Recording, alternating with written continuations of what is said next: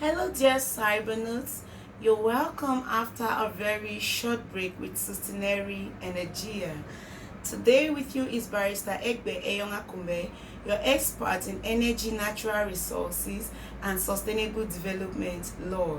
I promise bringing to you after our very short break the factors to be considered before a mining exploitation. Generally, before any mining exploitation is carried out in an environment, there is supposed to be a consultation with the people in that area.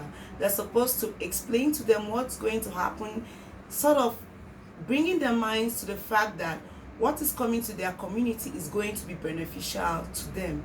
This will make them participate joyfully, and then the project will take place nicely and also smoothly for the exploitation company. That's just one amongst the very many factors that should be considered. So today I'm going to bring to you some additional points. Basically, I'll talk about 5.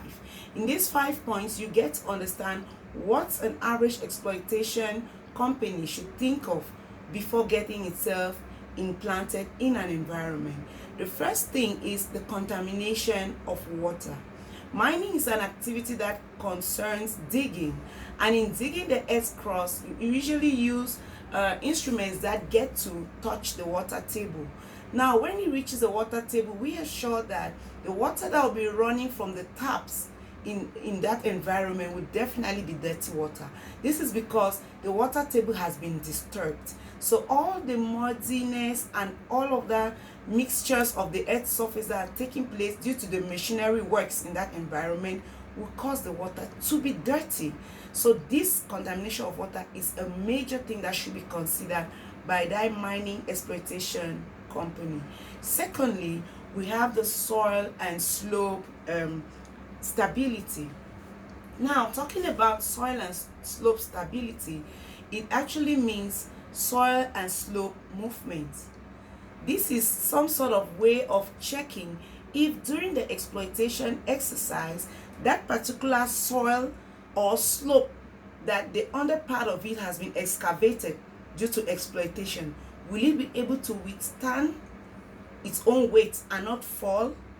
This adverts our minds to landslides, because if you have any slopy topography and that exploitation is going on at its base, then or midway into the slope, you should understand that we will be faced with a landslide. So this is also the duty of the mining exploitation company.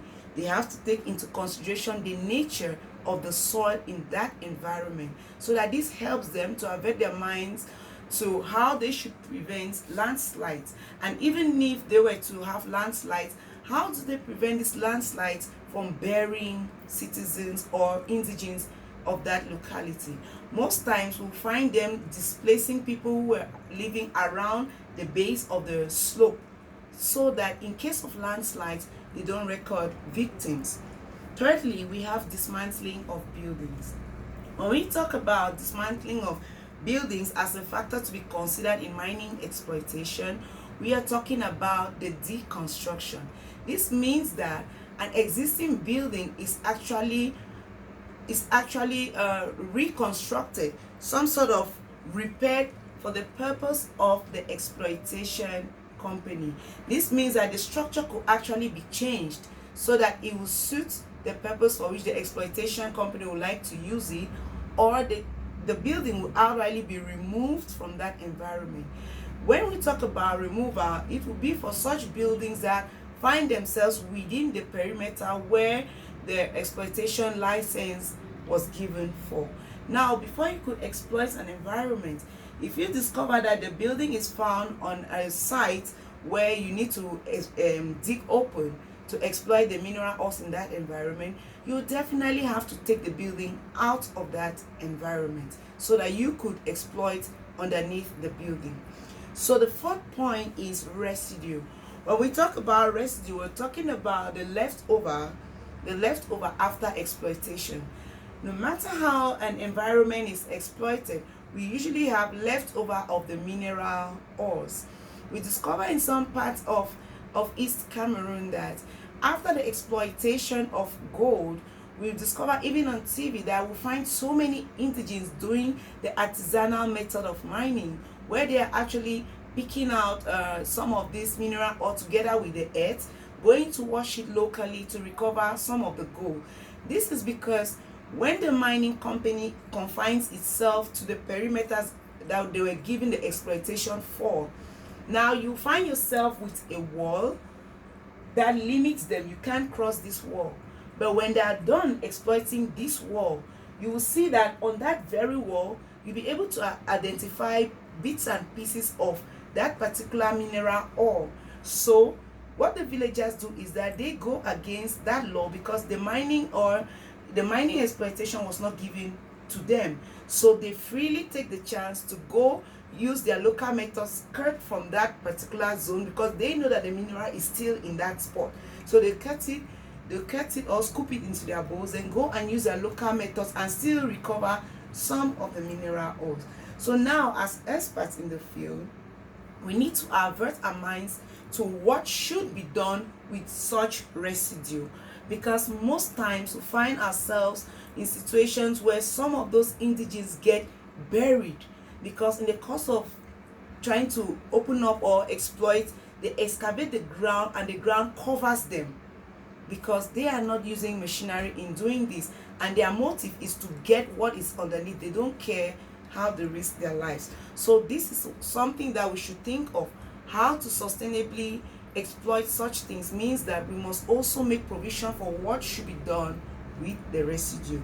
And lastly, we have to talk about the hydrology. Hydrology is basically the properties of the earth's surface as far as water is concerned.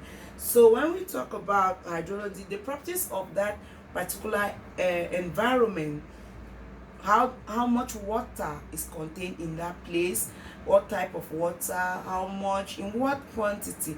You need to know that, because that helps us to understand the texture of the soil we are dealing with. So this said, I hope that these factors which were opened up to you about what to consider before a mining exploitation exercise will actually help you.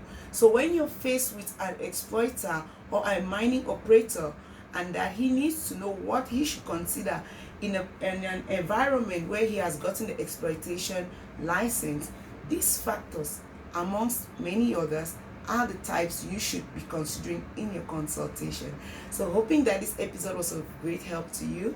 I hope that you had a very wonderful time with us, and hope to see you in our very next episode. Have a wonderful day. Bye.